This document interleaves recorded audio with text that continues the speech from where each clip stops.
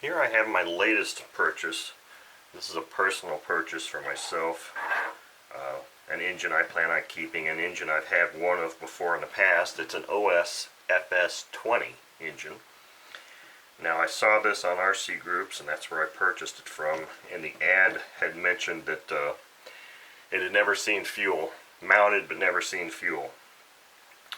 So I probably paid a little bit more for this than I should have, and this is all that came with it. No pressure adapter, no box or anything.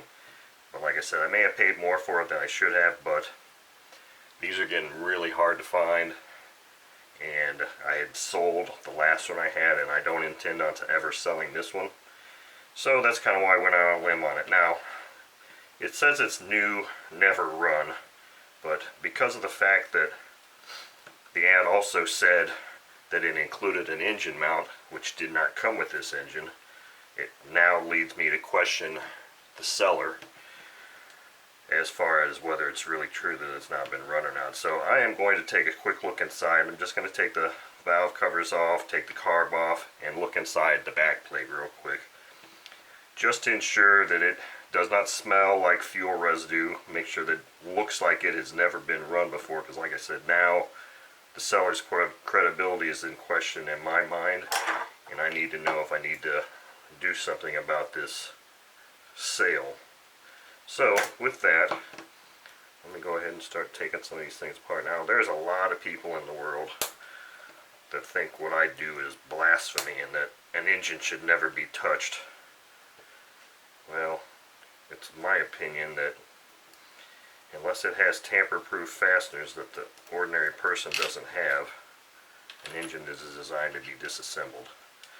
So this looks to be a good sign. I heard these two screws crack like they had originally been torqued by the factory. It definitely looks nice and clean and dry up there. Let's take this little screw out here that's really hard to see. Oh, actually it's a slotted screw. I'm going to have to grab the appropriate size wrench for that, or screwdriver. Here's a new Carnegie screwdriver the awesome YouTube subscriber sent to me. So here it is, Marco. I'm using one of your screwdrivers. In just a moment about these screwdrivers, the thing that's really cool about this screwdriver is it's all aluminum. It's thick enough so that you can get enough torque on it. It's got ridges here so that you can grip it. And it's got a grub screw so that, depending on your application, you can lengthen and extend the shaft. So, again, thank you, Marco. These are very nice screwdriver set. So there that screw came out. Now I've disassembled several 20s and 26s before, and I think it's been hit or miss as to whether there's a gasket. My guess is there is not going to be a gasket on this. And I'm correct, there is no gasket there. Still looking like it's as advertised. I don't see any. I like to hear that snap. Same with this back plate. I don't really think that OS put gaskets on these. Now the one thing that does disturb me is that this back plate has got the mounting bosses for a choke valve assembly, and of course this engine didn't come with it. Now my 26 Surpass did, so that's something that should have been included with this engine also. No gasket. And it does look pristine inside there. I'm smelling it when I take this out of the camera range now. What I see here is something a little odd. I don't know if you're going to be able to see it or not. Down in here, I see a little blob of something.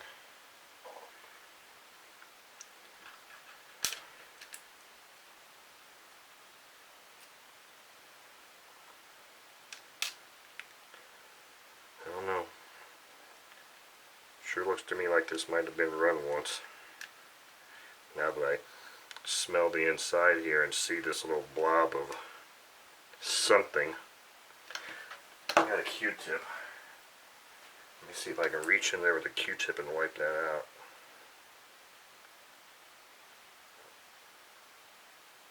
I don't know what that is.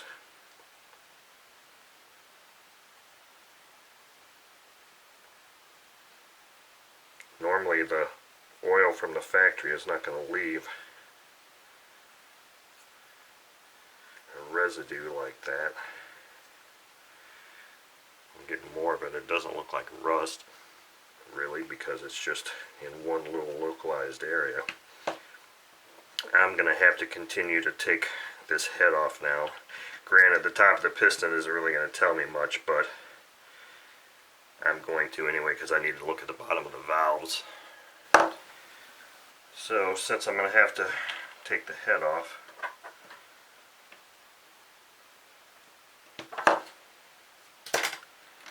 because now I'm really starting to doubt this cellar. You know what, I'm sure that this head only has the 4 screws, so I'm going to leave this in place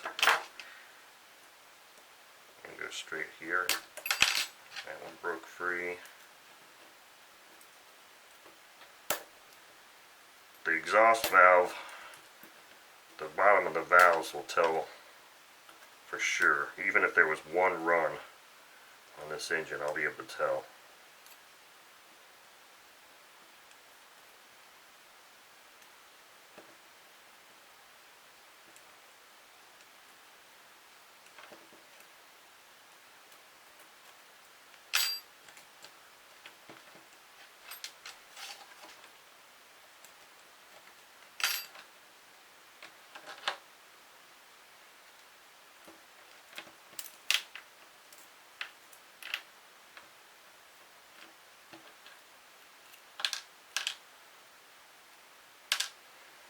Here's the top of the valves.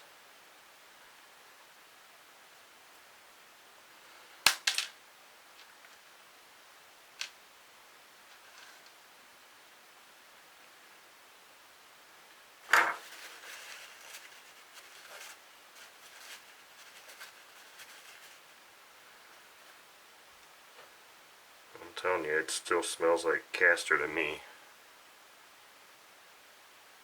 Fuel residue. I am of the opinion that this engine has one run on it just because of the discoloration I see on that exhaust valve. So this is a disappointment.